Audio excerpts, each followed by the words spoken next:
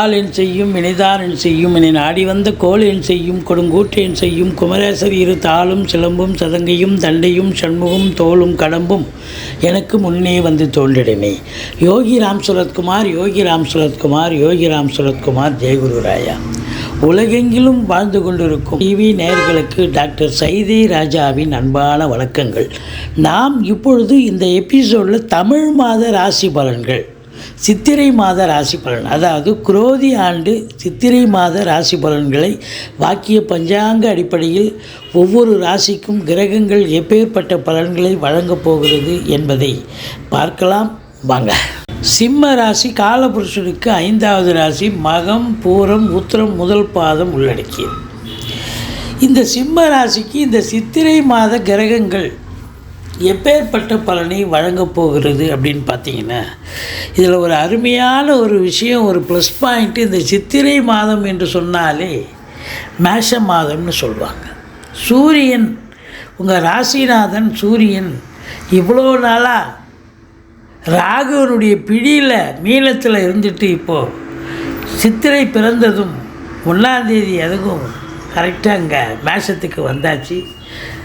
ராகுவனுடைய பிடியில் இருந்து வந்தாச்சு. இப்போ மேஷம் அப்படின்னு சொன்னாலே சூரியன் உச்சம் அடையக்கூடிய இடம். இப்போ ராசிநாதன் உச்சம் பெறுகிறார். ராசிநாதன் உச்சம் பெறுகிறார் என்பது மிக மிக சிறப்பு.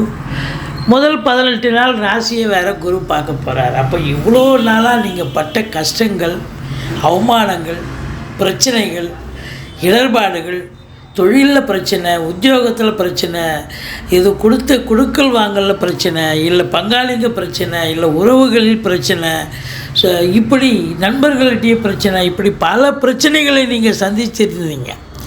எப்போ குரு, அதாவது குரு வீட்டில் சூரியன், அதாவது ராகு கூட இருந்தாரோ அந்த 1 மாத காலமும் இந்த ராசி நாதன் ராகுவோடு இருந்ததால் சூரியன் பிரச்சனைகளை சந்திச்சிங்க. இப்போ சூரியன் தனியாக வந்துட்டார், உச்சம் அடைகிறார், பிரகாசம் அடைகிறார். உங்களுக்கு எதிர்காலம் மிக சிறப்பாக இருக்கிறது. இந்த சித்திரை மாதம் பல அற்புதங்களை தரப்போகிறது. ராசிநாதன் உச்சமடைகிறார், சாதிக்கப் போகிறீர்கள், உங்களுக்கு சரித்திரம் படைக்கப் போகிறீர்கள் அப்படின்னு சொல்லலாம்.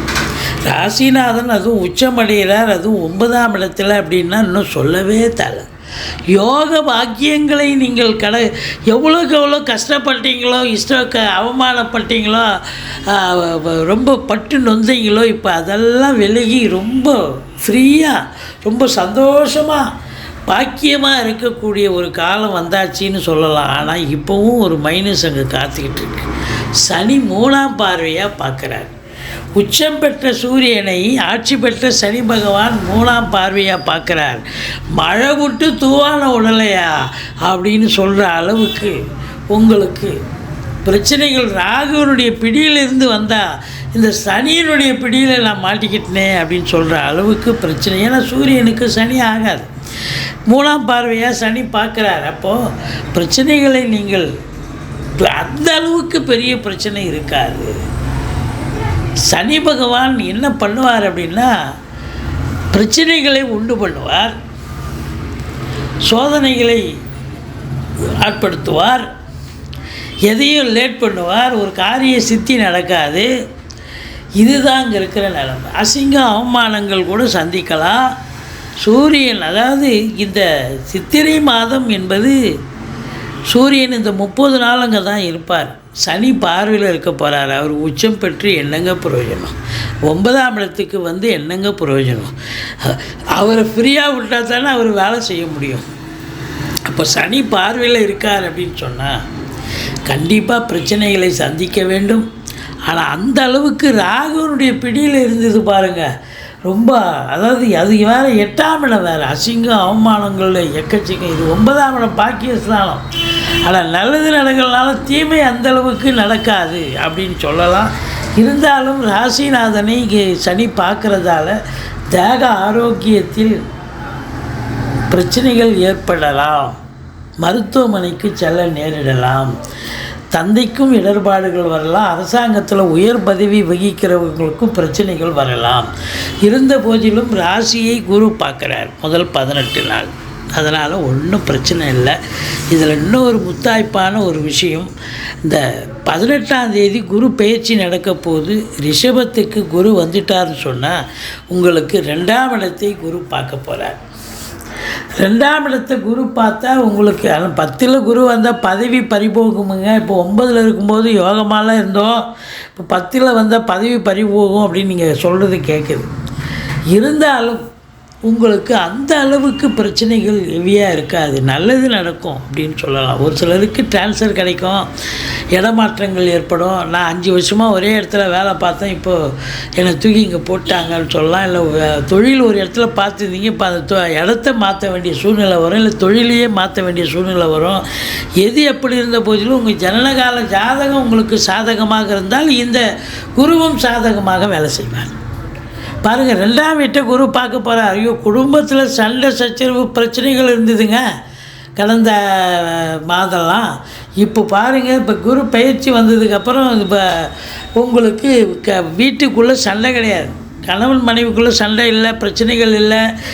கொடுக்கல் வாங்கலில் நிறைய பிரச்சனை இருந்தது, உங்கள் சொல்லுக்கும் செயலுக்கும் மதிப்பு மரியாதை இல்லை, இதெல்லாம் இருந்தது. ஆனால் இப்போது எல்லாமே ஓரளவுக்கு ஒரு பாசிட்டிவாக இருக்குது அப்படின்னு சொல்லலாம். இளைய சகோதரர்கள் உங்களுக்கு ஆதரவாக இருக்க போகிறார்கள். எடுக்கின்ற காரியங்கள் சக்ஸஸ் ஆக போகிறது. பிபிஓ, சாஃப்ட்வேர், ஹார்ட்வேர், தபால் தந்தி இலாக்கா, கொரியர் சர்வீஸ், விளையாட்டு வீரர்கள், வீராங்கனைகள், நடன கலைஞர்கள், ஸ்டண்ட் கலைஞர்கள், பின்னணி பாடகர்கள், இசையமைப்பாளர்கள், இசை வல்லுநர்கள், சினிமா மற்றும் தொலைக்காட்சி பிரிவில் பணியாற்றக்கூடிய நடிகைகள், டெக்னீஷியன்கள், எடிட்டர்கள், கேமராமேன்கள், புகைப்பட கலைஞர்கள் அத்தனை பேர்களுக்கும் வாய்ப்புகள் வந்து கதவை தட்டும். உங்களுடைய முயற்சி கண்டிப்பாக சக்ஸஸ் ஆகும். இன்னும் ஒரு முத்தாய்ப்பான ஒரு விஷயம் என்னன்னா, இந்த குரு பயிற்சிக்கு அப்புறம் பாருங்கள், இப்போ உங்களுக்கு 4ஆம் வீட்டை சனி பார்த்தார். தாய்க்கு தேக ஆரோக்கியத்தில் பிரச்சனை இருந்து மருத்துவமனைக்கு அழைச்சிட்டு போய் செலவு பண்ணிங்க. இப்போ 4ஆம் இடத்தை சனி பார்க்குறார், குருவும் பார்க்க போகிறார் ஏப்ரல் 18ஆம் தேதிக்கு பிறகு. அதாவது ஆமாம், சித்திரை வந்து உங்களுக்கு சிறப்பான ஒரு காலகட்டம் இல்லையா? அப்போது உங்களுக்கு பார்த்தீங்கன்னு சொன்னால் இந்த கடைசி 12 நாள் குரு இங்கே வந்துடுறாரு இல்லையா, மே மாதம். இந்த குரு வந்துடுறதில் உங்களுக்கு 4ஆம் இடத்தை குரு பார்க்குறதால தாயினுடைய தேக ஆரோக்கியம் சிறப்பாக இருக்கும்.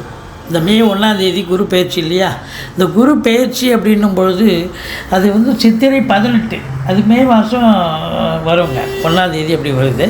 பட் இருந்தாலும் கடைசி 12 நாள் அற்புதமான ஒரு காலகட்டம். தாய் நல்லா பிரச்சனை எதுவும் இல்லாமல் நடமாட தூங்குவார்கள், எந்த பிரச்சனையும் இருக்காது.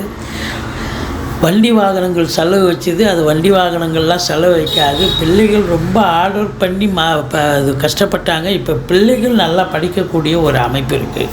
குலதெய்வத்தினுடைய அனுகிரகத்தால் உங்களுக்கு தொட்டதெல்லாம் தொடங்க போகிறது. குலதெய்வத்தின் பிளஸ்ஸிங் கண்டிப்பாக உண்டு அப்படின்னு சொல்லலாம். இந்த குரு ரிஷபத்தில் இருந்து உங்களுக்கு 6ஆம் இடத்தை பார்க்க போகிறார். வெளிநாட்டு பயண திட்டம் அனுகூலத்தை தரப்போகிறது. எதிரிகள் ஓடி ஒளிவார்கள். கடன் சுமை படிப்படியாக குறையும். கோர்ட்டில் கேஸ் எதாக இருந்தால் சாதகமாக தீர்ப்பு வரும். சொந்த தொழில் செய்யக்கூடிய அன்பர்களுக்கு நம்பிக்கைக்கு பாத்திரமான பணியாளர்கள் கிடைப்பார்கள். மொத்தத்தில் பார்க்கும்பொழுது 7ஆம் இடத்துல சனி இருக்குது. சென்றமிடமெல்லாம் வெறுப்பு, சிறப்பு கிடையாது, வெறுப்பு. யார் உங்களை பார்த்தாலும் உங்களை பார்த்த உடனே அவங்க வந்து ஒரு வேப்பங்காயாக இருப்பாங்க, எதிர்ப்பு காமிப்பாங்க. நீங்களும் அதே எதிர்ப்பை காமிச்சிங்கன்னா சண்டை தான் வரும்.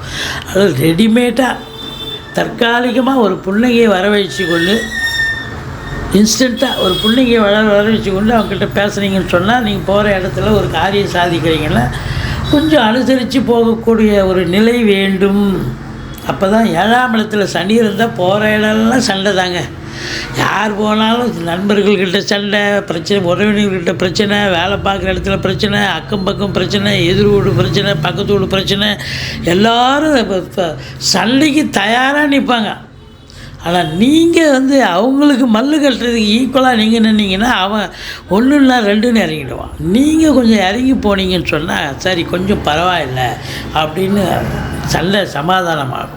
பிரச்சனை இருக்காது. மற்றபடி இந்த மற்றவங்களுக்கு பஞ்சாயத்து பண்ணுறேன்னு போகாதீங்க, நல்லது செய்கிறேன்னு போகாதீங்க. நீங்கள் போய் கஷ்டத்தில் மாட்டிப்பீங்க.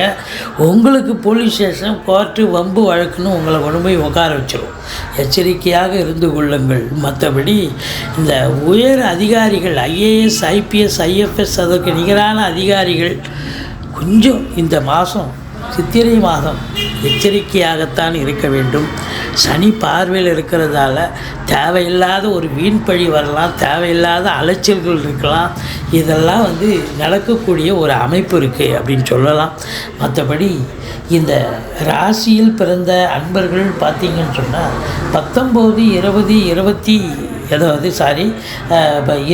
இது 21, 22, 23 சிம்ம ராசியில் பிறந்த அன்பர்களுக்கு சந்திராஷ்டமம் வர இருப்பதால் அந்த 3 நாளும் 21, 22, 23 சித்திரை தமிழ் தேதி தான் குறிப்பிட்றோம். எச்சரிக்கையாக இருங்க. பாதி பிரச்சனை தானாகிடும். நீங்கள் கொஞ்சம் எச்சரிக்கையாக இருக்க வேண்டிய மாதம் சிம்மராசி அன்பர்கள். அதிகமாக நீங்கள் யார் இதுலேயும் வம்பு தும்புலையும் மாட்டக்கூடாது, நுழைக்கக்கூடாது. நீங்கள் எச்சரிக்கை தேவை, மற்றபடி குறை ஒன்றும் இல்லை.